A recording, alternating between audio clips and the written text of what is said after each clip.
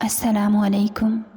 آج میں اس موڑ پر کھڑی ہوں۔ میرے سامنے 14 سال کا لڑکا ہے جسے میں کل تک بھائی سمجھتی تھی، اور آج جن نگاہوں سے مجھے دیکھ رہا ہے، دل چاہتا ہے زمین پھٹ جائے اور میں اس میں سما جاؤں، کیونکہ میں جانتی ہوں کہ میں بے بسی کی سرحد پر ہوں۔ مجھے اپنا آپ اس کے حوالے ہر صورت کرنا ہی کرنا ہے، چاہے میں روؤں، چیخوں، چلاؤں، مگر کوئی میری فریاد نہیں سنے گا۔ میں 28 کی ہوں اور وہ مجھ سے آدھی عمر یعنی 14 سال کا۔ وہ مجھے دیکھ رہا ہے اور میں اپنے اندر نامعلوم کتنی جنگیں لڑ رہی ہوں۔ میں جانتی ہوں ہر محاذ سے شکست کھا کر مجھے اسی کے حکم پر سر جھکانا پڑے گا، مگر کیوں؟ اس کیوں کے جواب کے لیے آپ کو میری کہانی سننا پڑے گی۔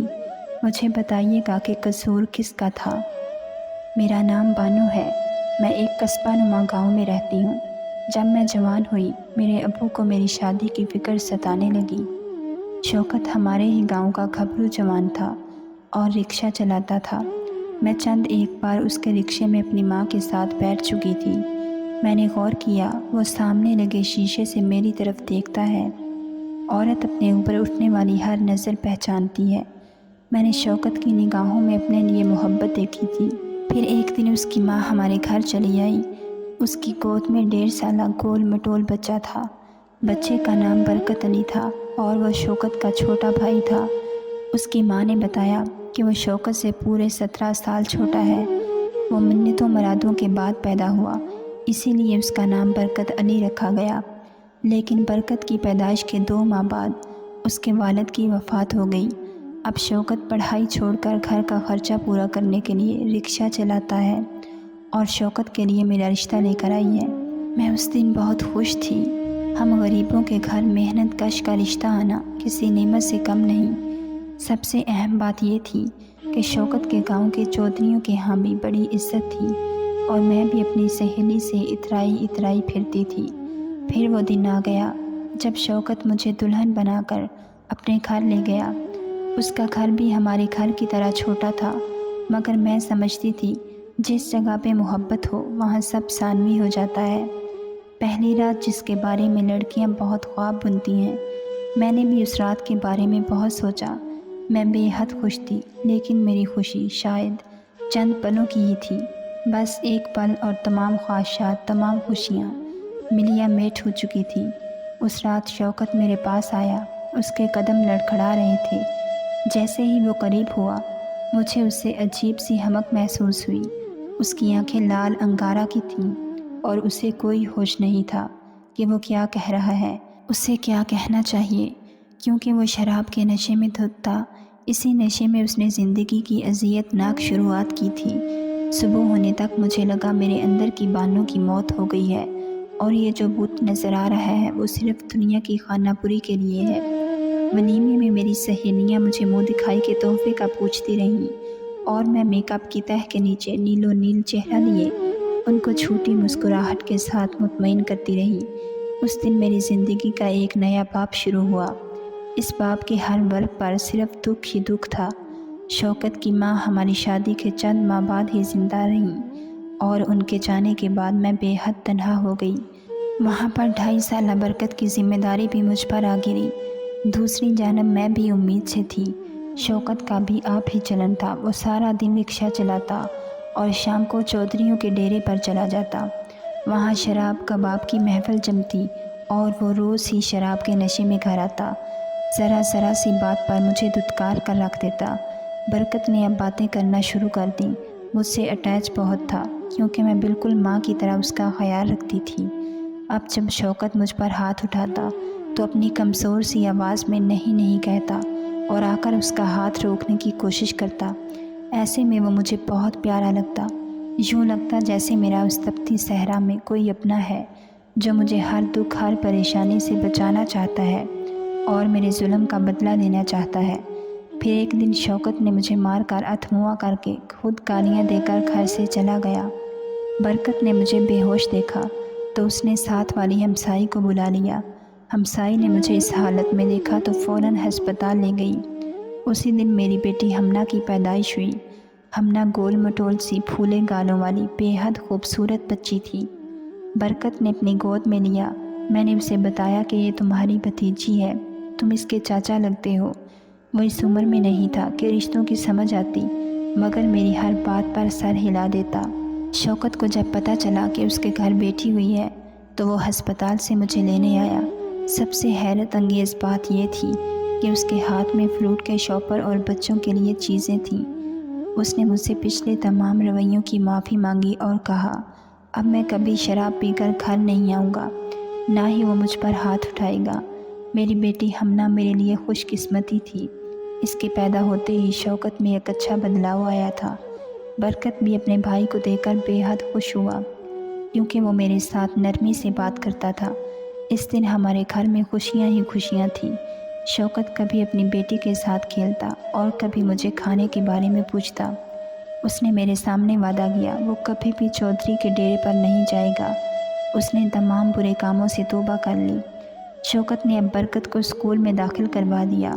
اسے پڑھا لکھا بڑا آدمی بنانا چاہتا تھا، اسی لیے کام کے سرکاری اسکول کے بجائے شہر کے اچھے اسکول میں داخل کروایا۔ اب میں ہمنا کے ساتھ مصروف رہتی۔ برکت اسکول سے آتا تو اس کے چھوٹے چھوٹے کام کرتی۔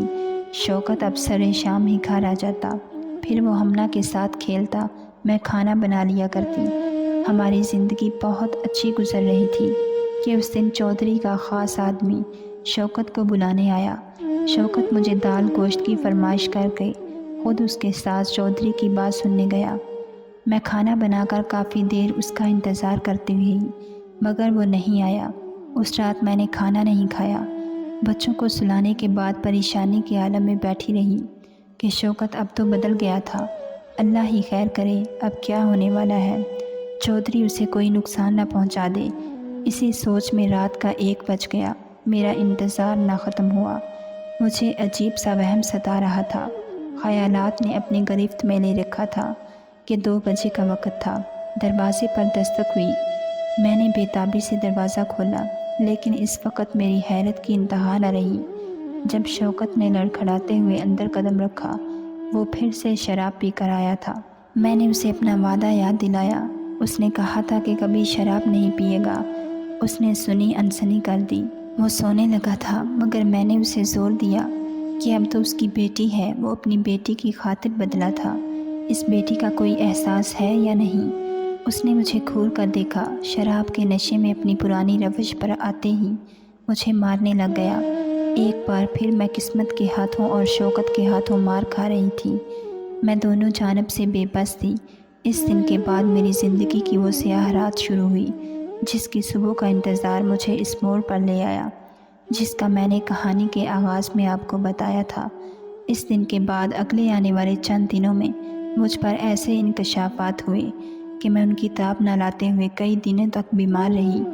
اس دوران میری بیٹی کو بھی برکت اپنے ننھے منھے ہاتھوں سے سنبھالتا رہا اور میری دلجوئی کرتا رہا۔ شوکت کے بارے میں جو باتیں مجھے پتہ چلیں انہوں نے مجھے ہلا کر رکھ دیا۔ شوکت نہ صرف شراب پینے کی گندی لت میں مبتلا تھا، بلکہ اس کی سب سے غلیظ ترین حقیقت جو میرے سامنے آئی اس نے مجھے اپنی نگاہوں سے بھی گرا دیا، کیونکہ اب جب شوکت شراب پی کر آتا تھا تو مجھے مارتا نہیں تھا بلکہ بہت زیادہ باتیں کرتا۔ اس کی مار پیٹ سے تو میرا جسم زخمی ہوتا تھا، مگر آج اس کی باتوں سے میری روح چھلنی ہونے لگی۔ کاش یہ سب سننے کی بجائے اپنے کانوں کے پردے پھاڑ دیتی، مگر میری مجبوری تھی کہ میں اس کی بیوی تھی، اور ایک اچھی بیوی ہونے کے ناطے مجھے یہ فرض ساری زندگی نبھانا تھا۔ شوکت جو کہ چودھریوں کے شکنجے میں تھا یا پھر چودھری اس کے شکنجے میں تھے، یہ کہنا مشکل تھا۔ شوکت رکشہ چلاتا تھا اور اس کے رکشے میں اسکول کالج کی لڑکیاں بھی شہر پڑھنے جاتی تھیں۔ جب بھی کوئی اکیلی معصوم صورت لڑکی اس کے رکشے میں بیٹھتی تو وہ بڑی چالاکی سے بہلا پھسلا کر چودھری کے ڈیرے لے جاتا۔ وہاں پر چودھری اس معصوم لڑکی کی عصمت کو تار تار کرتے، پھر یہ لوگ دلال بن کر اس لڑکی کو بازار حسن جیسی غلیظ اور گندی جگہ پر بھیج جاتے۔ وہ یہ کام عرصہ دراز سے اس خاموشی اور رازداری سے کر رہے تھے کہ دیواروں تک کو پتہ نہ تھا۔ اب جب ہماری زندگی میں ہمنا آ گئی تو شاید شوکت کو احساس ہونے لگا کہ اس کی بھی ایک بیٹی ہے۔ اب اسے ان معاملات میں نہیں پڑنا چاہیے، مگر کیا کہتے ہیں کہ کمبل سے ہم جان چھڑانا بھی چاہیں तो वो हमारे साथ ही लिपटेगा। बिल्कुल ऐसे ही शौकत के साथ हुआ। चौधरियों के मुंह जो आदत लग चुकी थी वो कैसे जाती। अगर पहले शौकत अपनी रजामंदी से लड़कियां उन्हें सप्लाई कर रहा था तो अब शायद मजबूरी में ही सही, लेकिन वो इस काम को छोड़ नहीं सकता था। वो ये भी जानता था कि ये ऐश भी चौधरियों की दी हुई रकम के सर पर है, वरना रात भर शराब पीने के बाद सुबह रिक्शा चलाकर किस तरह कमाई होती है। अब मुझे शौकत से घिन आती थी। जैसे जैसे हमना बड़ी हो रही थी वो बेहद प्यारी लगती। मैं उसे देखती तो डर जाती। मुझे लगता कहीं इसको अपने बाप के कर्मों की सज़ा न मिल जाए। मेरी ये सोच रातों की नींद उड़ाने के लिए काफ़ी थी। बरकत भी बड़ा हो रहा था। उसकी कोई भी आदत अपने बड़े भाई पर नहीं गई थी। वो बेहद प्यारा और अपने काम से काम रखने वाला खामोश तबीयत लड़का था। इधर मैंने शौकत को उसके हाल पर छोड़ दिया। वक़्त गुजरता गया, यहाँ तक कि बरकत 14 जबकि मेरी हमना 12.5 साल की हो गई। बरकत का कद काफ़ी लंबा था। वो अपनी माँ से उम्र में बड़ा लगता। मुझे भाभी कहा करता था। हमना उसे चाचू की बजाय चा कहती थी और वो हम दोनों माँ बेटी का बहुत ख्याल रखता। मेरे लिए वो बिल्कुल हमना जैसा ही था। उसको मैंने अपनी औलाद बना कर पाला था। अब मुझे शौकत की परवाह न थी। उसके वही शब रोज़ से मैंने ख़ुद को इन परेशानियों से और फ़िक्रों से आज़ाद कर दिया था। इन्हीं दिनों हमारी ज़िंदगी फिर से एक तूफ़ान की ज़द में आई कि सब कुछ मिलिया मेट हो गया। सब जिंदगियां ना सिर्फ बर्बाद हो गईं बल्कि तबाह बर्बाद हो गईं। इस दिन शौकत के रिक्शे पर एक बेहद खूबसूरत और तन्हा लड़की बैठी, जिसका हुस्न देखकर शौकत की नीयत ख़राब हो गई। वो उसे कहने लगा कि इस तरफ से सड़क ठीक नहीं। वो उसे दूसरी जानब कच्चे रास्ते की तरफ से उसकी मतलूबा जगह पर छोड़ आएगा। उसे लेकर चौधरियों के डेरे में, जो कि दरिया के किनारे वाक़या था, ले गया। कहने लगा तुम यहाँ बैठो, मैं रिक्शे में थोड़ा सा मसला है वो ठीक कर लूँ, फिर तुम्हें घर छोड़ाऊँगा। वो सीधा हवेली पर आया और उसने लड़की के बारे में चौधरी को बताया। जब वहाँ डेरे पर यह शैतानी खेल खेला जा रहा था तभी मेरे दर पर दस्तक हुई। मैंने दरवाज़ा खोला। बाहर साथ वाले गांव का चौधरी और उनके आदमी थे। उन्होंने मुझसे शौकत के बारे में पूछा। मैंने कहा कि रिक्शा लेकर गया है, लेकिन उनके अंदाज से ही मुझे कुछ गलत होने का एहसास हुआ। पूछने पर मालूम हुआ कि शौकत के रिक्शे पर साथ वाले गांव के चौधरी साहब की बेटी बैठी थी, लेकिन वो अभी तक घर नहीं पहुंची। ये बात उन्हें गांव के गवाले ने बताई थी कि चौधरी साहब की बेटी रिक्शे में बैठकर घर गई है। अब शौहर का ये कारनामा सुनकर मैंने दिल थाम लिया। मैं जानती थी कि वो लड़की कहाँ होगी और उसके साथ क्या हो रहा होगा, लेकिन मैंने इन्हें कुछ नहीं बताया। वहाँ गली से एक शख्स गुजर रहा था। हमारे घर के बाहर लोगों का मजमा देखकर रुक गया और पूछने लगा कि क्या हुआ है। चौधरी के बंदों से असल बात का पता चलने के बाद वो शख्स कहने लगा कि शौकत का रिक्शा उसने चौधरी के डेरे की तरफ दरिया के पास जाते हुए देखा है। उसके रिक्शे में एक लड़की बैठी हुई थी। ये सुनते ही चौधरी और उसके आदमियों ने डेरे की तरफ दौड़ें लगा दी। मैं दरवाजे के बाहर दरवाजे को थामे सोचने लगी कि अब क्या होने वाला है। बरकत स्कूल से आया। मुझे इस तरह परेशान देखकर पूछने लगा कि क्या हुआ है। मैंने बताया तो मुझे तसल्ली देने लगा। यकदम मेरा ब्लड प्रेशर लो हो गया। हमना भी भाग कर आई। बरकत ने मुझे उठाकर अपने कमरे में लिटा दिया। दूसरी जानब यकदम पूरे गांव में शोर मच गया। जैसे ही खबर चौधरियों तक पहुंची, उन्होंने लड़की को वहीं छोड़कर भागने की। जब साथ वाले गांव का चौधरी वहां पहुंचा, उसकी बेटी दरिया में डूब गई, लेकिन उसे फ़ौरन उसके बाकी आदमियों ने बचा लिया। अब वो चौधरी और शौकत को ढूंढने लगे। चौधरी तो रूपोश हो गई। बदकिस्मती से शौकत उनके हाथ आ गया। उन्होंने अपनी बेटी का बदला लेने के लिए उसका भेजा उड़ा दिया। शौकत वहाँ मौका पर ही हलाक हो गया और मैं बेवा हो गई। अब चौधरियों ने पंचायत बिठा ली, जिसमें 2 बड़े अहम फैसले होने थे। गांव का रिवाज ये था कि जो शख्स किसी की बेटी की इज्जत ख़राब करे, जवाब में उसकी बेटी की बलि चढ़ाना, यानी वह दूसरे फरीक को दे दी जाती। अब वो जैसे चाहे उसके साथ सलूक करे, चाहे तो उसे मार दे, चाहे तो सारी ज़िंदगी नौकर और रखैल बना कर रखे, या फिर उससे निकाह कर ले। अब ये उन पर मुनहसर है। पंचायत में मेरी 12.5 साला बेटी को कुर्बान कर दिया गया। मुझसे छीन कर साथ वाले गांव के चौधरी को दे दिया गया। وہ اسے لے کر جا رہا تھا اور میں بے بس دیکھ رہی تھی۔ میں انہیں روک بھی نہیں پا رہی تھی۔ میری معصوم بیٹی روتی رہی، چلاتی رہی، کہتی رہی میرا کیا قصور ہے، باپ کے کیے کی سزا مجھے کیوں دے رہے ہو؟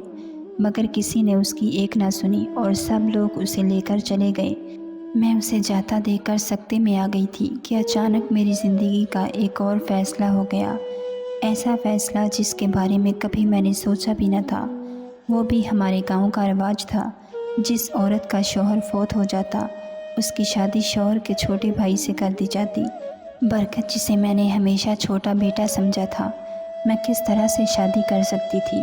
میں نے بولنا چاہا مگر وہاں بیٹھے مردوں نے مجھے خاموش کروا دیا، جبکہ برکت بہت چیخا چلایا، روتا رہا کہ میری بھابھی نہیں ماں ہے، میں کس طرح اپنی ماں سے شادی کروں؟